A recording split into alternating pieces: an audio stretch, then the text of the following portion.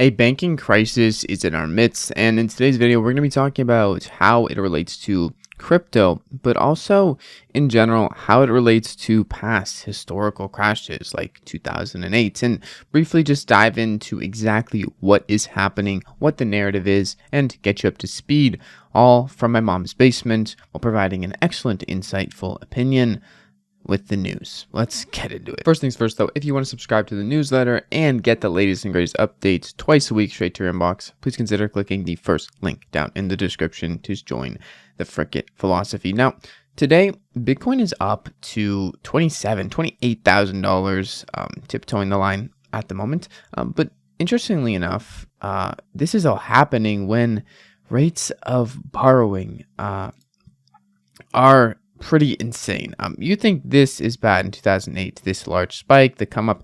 Well, if we scroll over a bit, we're going to see that this is a little bit worse than 2008. Now, keep in mind, yes, the dollar is worth less or has less purchasing power, whatever. But nonetheless, this line straight up is a lot bigger than this line straight up.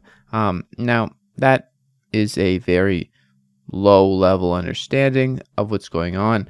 And to be honest, I'm no expert. I'm literally a dude in my mom's basement. I mentioned that already. But when we compare it to 2008, the week ending March 15th, 2023, and the bank amount borrowed well exceeds the 2008 financial crisis. Compared to the previous week, it is a large amount, a large multiple of. And you can see it's 154, I believe, $billion borrowed, and things are likely going to be pretty nasty in the coming weeks. Now, what's the solution for this? What's the savior? Some people have different narratives. At the end of the video, I'll tell you my overarching narrative on what you can do or what you should be doing or whatever else. But I'll be honest, don't go and grab your pen and paper. Don't go and withdraw your money. Don't go and do whatever you're going to do unrationally. Think things through, let things have some time to soak in, because so many people and so many things have been already cascading just because people are panicking. So just going to try to calm you down a bit today and tell you that, hey, maybe everything is going to work out, and we as humans can evolve a little bit as time goes on, and bad things do happen, yes, but we can overcome them. Bit of hopium from my mom's basement. But yeah, Bitcoin is up to like $27,000. Crypto is pumping. Most altcoins are not following Bitcoin's trend of a large increase in price. Sure, this will come, honestly, over time. It usually does. We will see if that is the case. But the narrative right now in a lot of places is that Bitcoin is going to hit $1 million in the next 90 days, or that's kind of the marketing stunt that we're seeing from a venture capitalist and angel investor, Balaji. And I don't know how to say his last name, but we'll see his tweets on Twitter. Basically, he outlines that the feds or banks are insolvent, and the Fed knows this. And if banks are under stress, you likely will be under stress too. Does this make a recession more likely? Absolutely, it does. If we're not already in one, and we're going to go deeper probably. We'll see. But also, people are being advised by Balaji that everyone should buy Bitcoin. He believes it to be a hedge against hyperinflation, monetary debasement, bank freezes, and wealth seizure. And he's expecting, as I mentioned, it to hit $1 million in the 90 days, and he's making a $1 million bet to back this belief of his. He has been right about the COVID kind of recession. He has been right about a lot of interesting things ahead of the curve. So we'll see where this goes. I don't think it's going to go to $1 million. I really don't.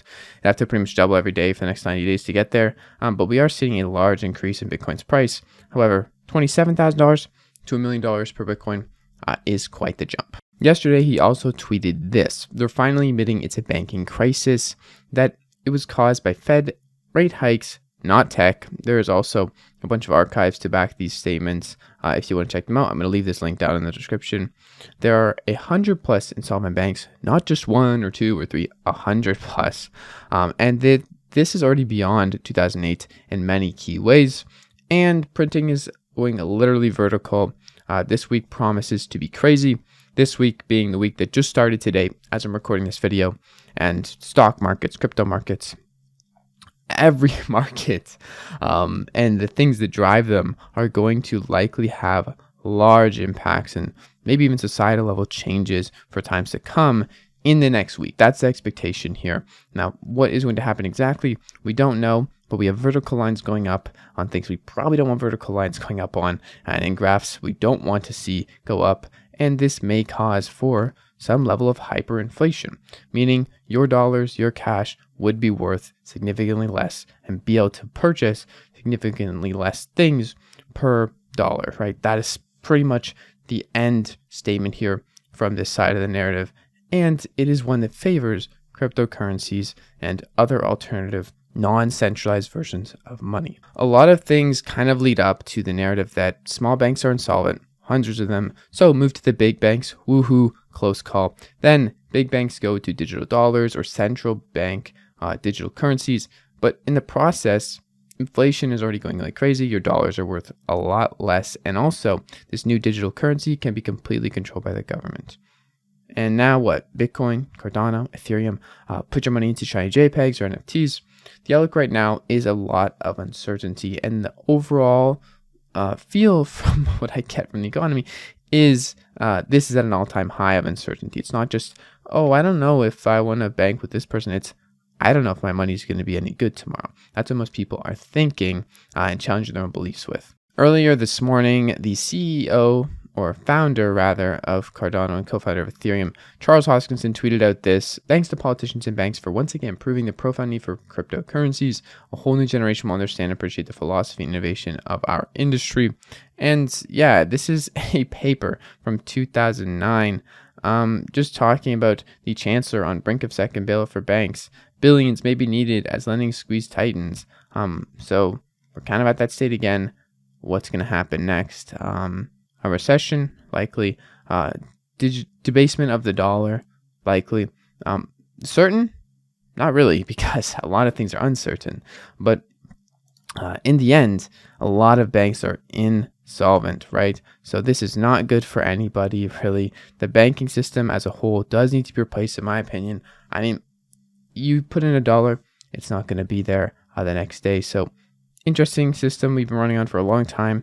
Probably is time for something new and a new way of things.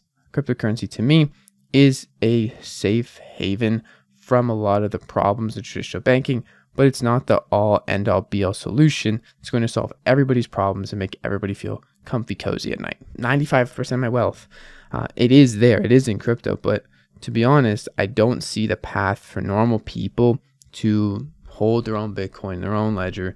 As much as it is empowering, I don't see it being the normal path. Now, will the people who take this path be at a large advantage if hyperinflation happens? Probably. Depends how far of hyperinflation we go into. It depends how far society maybe collapses on itself. It's really hard to know these big things and big problems before they happen and what's going to happen. And that's why I kind of want to end the video on a note of less despair and more hope, because likely this isn't the first time in your life that you've seen some crazy headlines or crazy things happening.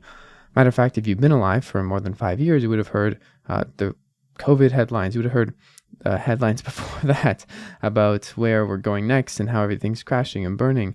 And recoveries were made, things fixed themselves. Now, this could be completely different. I could be completely wrong, but most people become overwhelmed, they freeze in place, and they do nothing. The bubble is going to pop. You'll never be able to buy a house. Crypto is a scam. Get out. Bitcoin is going to $1 million in 90 days. Millennials are doomed to create wealth.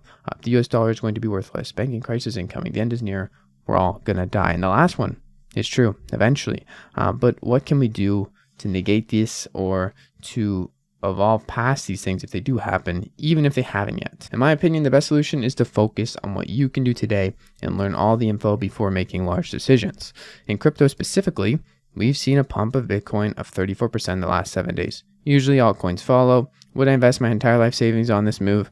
No, definitely not. But am I in a good position personally to capitalize if they do? Yes. However, this is all based in US dollars. So we see hyperinflation. The price of a Bitcoin, yeah, maybe it's $1 million, but how much money does it cost to buy a roll of toilet paper? $50, $100, $1,000? It's all relative, and we do have to keep that in mind. If things go to crazy rates, it's likely because there's debasement of the dollar, and $1 million isn't really $1 million anymore. So making these large decisions also means thinking about the process. How will this affect everybody else? And how come pretty much everyone else is going to be in the same state as you, which means that you have the same chances in a lot of cases when things go downhill or major shifts in society and the operating systems that run it, even if they happen quickly. But most of things are just turning around and putting more fear into people than hope. And there really is still a lot of hope left in the things we have today. We have cryptocurrencies because of the flaws in traditional banking. And hey, maybe this is the test of time where things rapidly improve and evolve in crypto land to help normal everyday people self-sovereign themselves and use this new form of tech in a good, user-friendly way.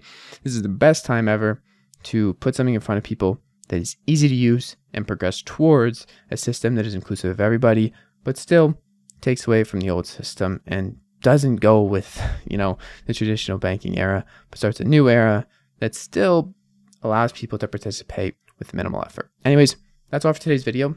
I don't think the end is near, maybe some ends of some things like traditional banking, but I do think overall, we're going to have to wait and see. This next week is going to be crazy. If you want to subscribe to the newsletter, I'm going to be writing about it.